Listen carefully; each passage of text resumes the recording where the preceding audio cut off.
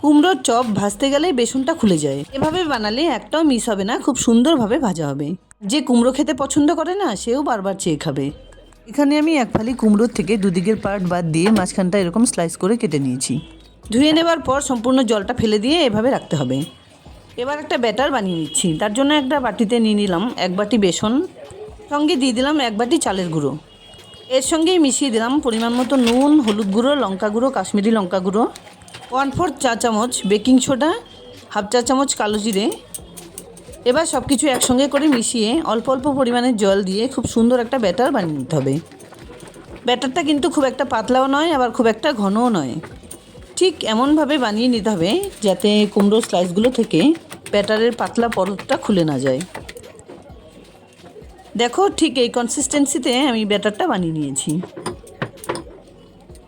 এবার gas on করে একটা প্যানে দিয়ে দিচ্ছি পরিমাণ মতো সাদা তেল। তেলটা একটু বেশি হলেই কিন্তু চপগুলো ভাজতে সুবিধে হবে।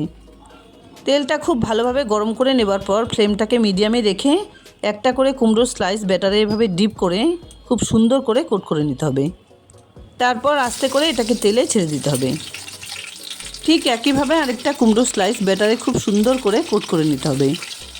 তাড়াহুড়ো করে তেলে ছেড়ে দিলে কিন্তু ব্যাটারটা ছিটকে যেতে পারে, তাই একটু সাবধানে 3 থেকে 4টা কুমড়োর পিস এভাবে আমি রেডি করে নিচ্ছি।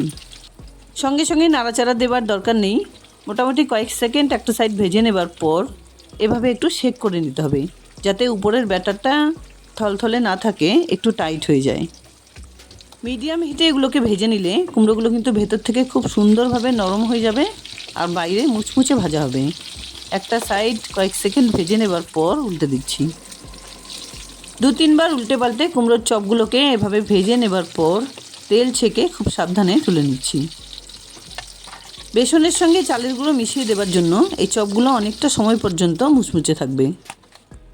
প্রথমবারের দেওয়া চপগুলো সুন্দর গোল্ডেন ব্রাউন কালার করে ভেজে নেবার পর বাকি পিসগুলো ঠিক একইভাবে ভেজে নিচ্ছি।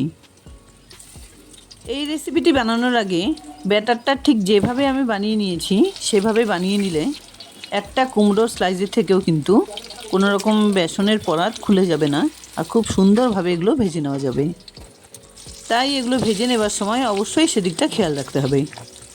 প্রত্যেকটা কুমড়োর চপ ভেজে নেবার পর এগুলোকে একটা প্লেটে সার্ভ করে দিয়েছি। এর আরেকটু টেস্ট বাড়াতে উপর দিয়ে ছড়িয়ে দিচ্ছি কিছুটা পরিমাণে বিট নুন। শীতের সন্ধ্যায় চা কফির সঙ্গে বা গরম গরম ডাল ভাতের সঙ্গে অসাধারণ খেতে এই রেসিপিটি। যাই হোক, দুর্দান্ত স্বাদের মুচমুচে কুমড়োর চপ বা পাকোড়া আমার একদম রেডি। রেসিপিটি ভালো লাগলে লাইক, শেয়ার, কমেন্টস করতে ভুলবে না প্লিজ। আর এরকম নিত্য নতুন রেসিপি পাওয়ার জন্য প্লিজ চ্যানেলটাকে সাবস্ক্রাইব করে নিও। দেখা হচ্ছে নতুন কোনো রেসিপি নিয়ে। ভালো থেকো, ধন্যবাদ।